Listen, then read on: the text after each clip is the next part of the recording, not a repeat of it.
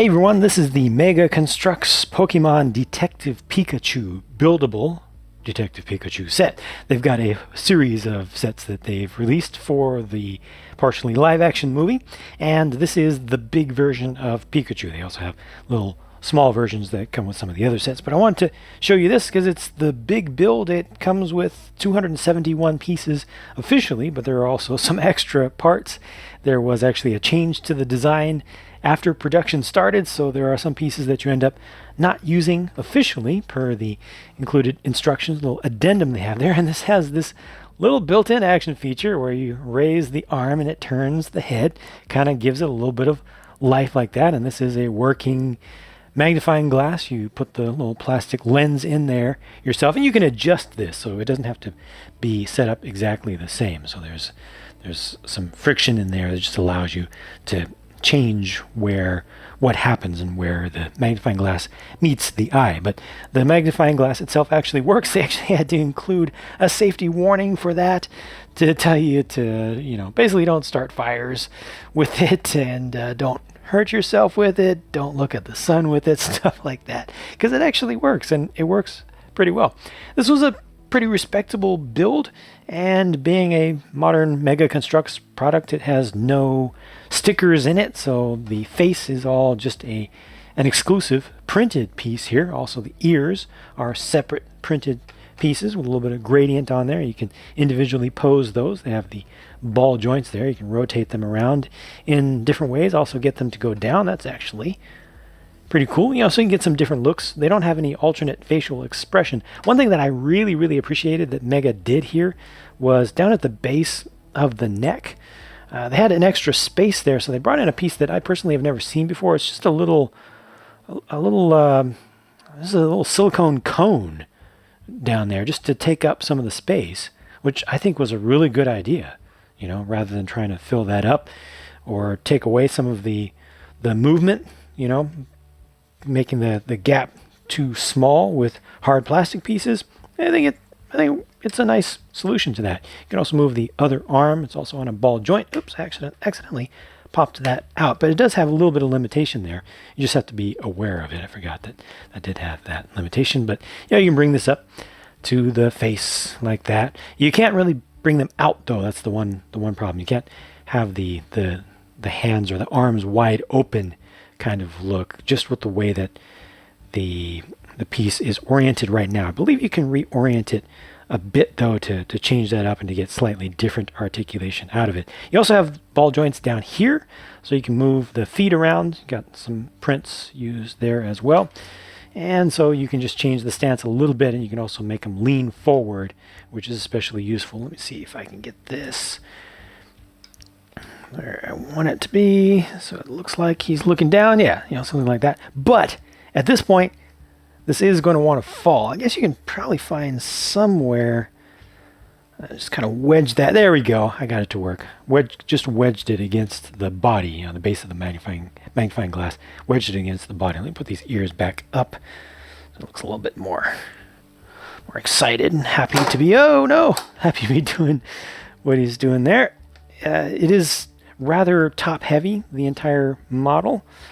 You have a little bit of counterweight with the tail back here. That's the main thing that they actually did differently with the addendum that's included in the extra pieces. They changed up the design of the tail. Originally, let me grab one of the interesting specialized pieces.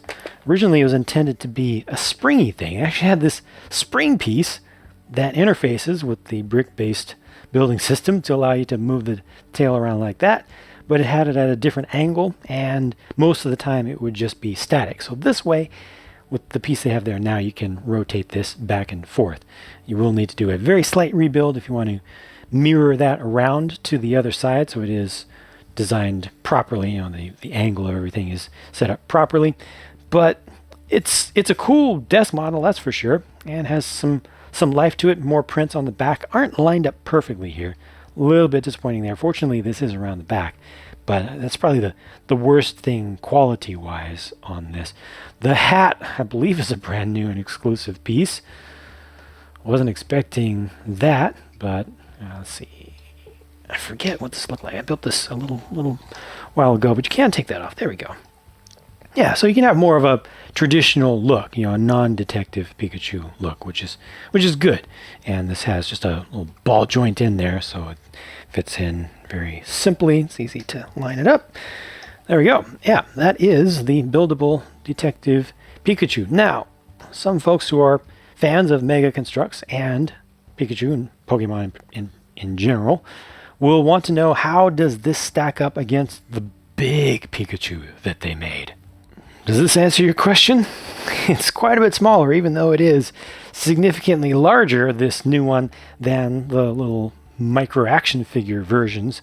It's still nowhere near as big as the major collector version that they did not too long ago, that I also did a review on, but this one has a much cuter face, a much more accurate face, although in order to get that accuracy, they did have to resort to using a specialized piece with just a print.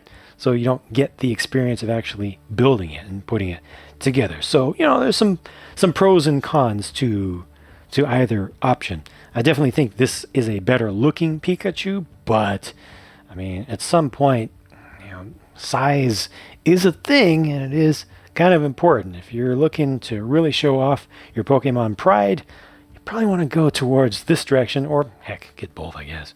Here's what the box looks like. I got this at a Target store in the US where it cost $25 at the time, and if you do see this box in person, know that the picture on the front is a pretty good representation of the actual size of the model that you get. You know, the box is much larger, but the picture is pretty accurate. I think the picture is just a little bit larger. Yeah, it's a little bit larger, but not too much. So that should give you an idea of what you're actually going to get here. I feel like the price to volume of stuff ratio is not that great here. You're probably paying a lot extra for that specialized face, which they may not use for anything else. I mean, hopefully they will use it in the future with a different color and a different print. It can be used for other Pokemon. Hopefully they will be able to reuse that, but I'm not entirely positive about that. Back here they show you the original version of the tail with the springiness on it, and you also have the specialized hat piece that they made for this. I do think that it would be better at the $20 price point. I believe that set right there is a $20 one instead, but it is a pretty enjoyable build, and if you are into Pokemon, I think that you will enjoy this. I think that this looks obviously way more like a traditional animated form or game form of Pikachu than the semi-live action, actually CG rendered Ryan Reynolds version, and I think that's actually a good thing. I think this is the better form to create if you're going to make a collectible. You know, something like this is best done as a plush, but I think for plastic, go with the animated style. I think they did a pretty good job here. Anyway, that's my look at this set. Hope you enjoyed this. Let me know if you have any comments about it. I'll talk to you again soon.